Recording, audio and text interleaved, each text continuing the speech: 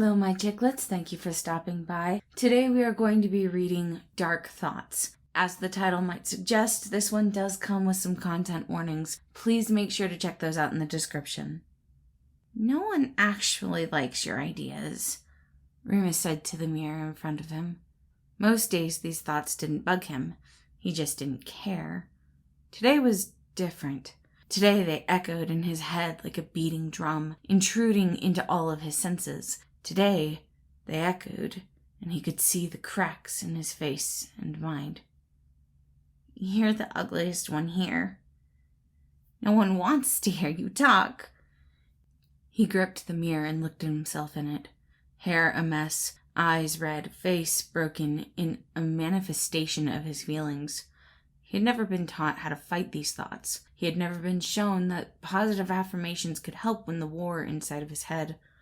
Help like that wasn't offered to the dark sides. Ugly, useless, pathetic, he growled, not sure if he was in pain because of the words in his head or angry at having to deal with thoughts like these. Ugly, useless, pathetic. He pounded against the glass, repeating the same words over and over until the glass shattered. Ugly, useless, pathetic, he shouted, knowing no one would hear him, and even if they did, he didn't care.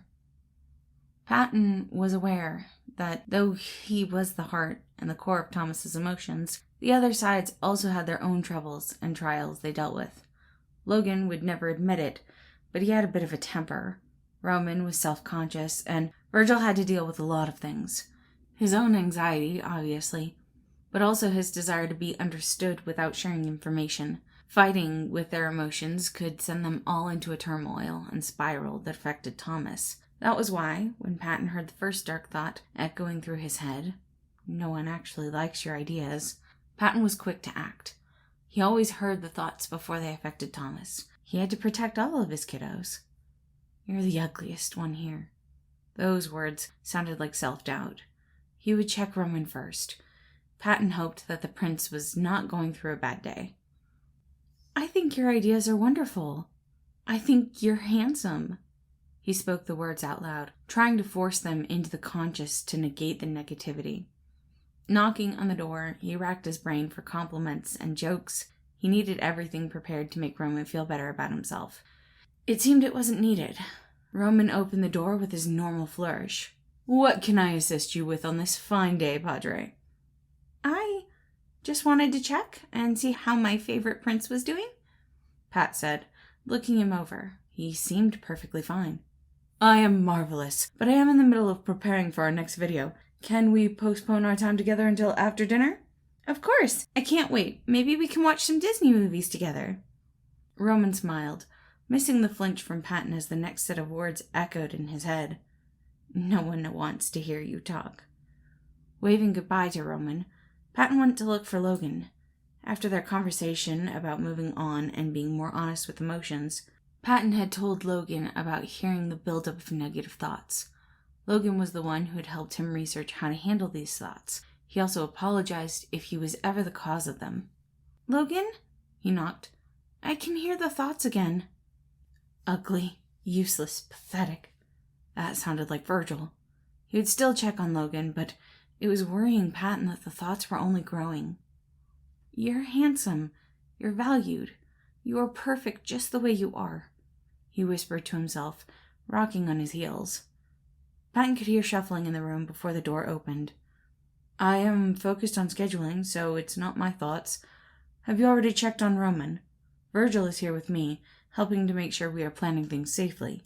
Hey, Pop. Hey, Virg. Yep, I've already checked on Roman. Logan narrowed his eyes in thought, nodding lightly. Please let me know once you have figured out the source and if I can be of any assistance. Patton nodded. Ugly, useless, pathetic. The thoughts were in the mindscape now, echoing softly through the walls. If it wasn't Roman, it wasn't Logan, and it wasn't Virgil, then who was it? You're handsome. You're valued. You're perfect just the way you are, Patton countered, heading back to his bedroom. When he went to grab the doorknob, it clicked in his mind. Did the others really have this much power over Thomas, that their dark thoughts could affect him like this? Patton frowned, slowly making his way towards the area of the mind palace he never wanted to go. Ugly, useless, pathetic, Patton whimpered at the sound of the voice now echoing deep in Thomas's mind. You are handsome. You are valued. You are perfect just the way you are. He made his way to Remus's door, and sure enough, he could feel the darkness radiating off of it. Patton did not like Remus. He never had. But Remus was a part of Thomas. You are handsome. You are valued. You are perfect just the way you are. He repeated it like a mantra, sitting just outside the door, saying it loud enough that the person on the other side could hear. This was for Thomas. You are handsome. You are valued. You are perfect just the way you are. The darkness began to fade a little bit. Patton didn't hear the voices echoing. He may not have believed that Remus was any of those things. Maybe this dark side of the Mind Palace was encouraging him to lie. But Patton continued. You are handsome. You are valued. You are perfect just the way you are. Remus heard the words repeated over and over from behind his door. Ugly. You are handsome. Useless. You are valued. Pathetic. You are perfect just the way you are. He didn't believe the sweet words, didn't believe the person saying them actually cared, but it was what he needed. Handsome. Valued. Perfect. He would try to focus on that. Crawling under his bed, he closed his eyes to sleep. Handsome. Valued. Perfect. Deceit was such a sweet liar. Remus smirked. These words would be his comfort as he drifted off to sleep, and hopefully he would feel better when he woke up. Thank you all for listening. I know this one was a bit harder, and I just want all of you to remember you are valued, and you are perfect just the way you are. We are all growing, we are all changing, and that makes us wonderful. I do hope you enjoyed the story, and I hope you have a wonderful day.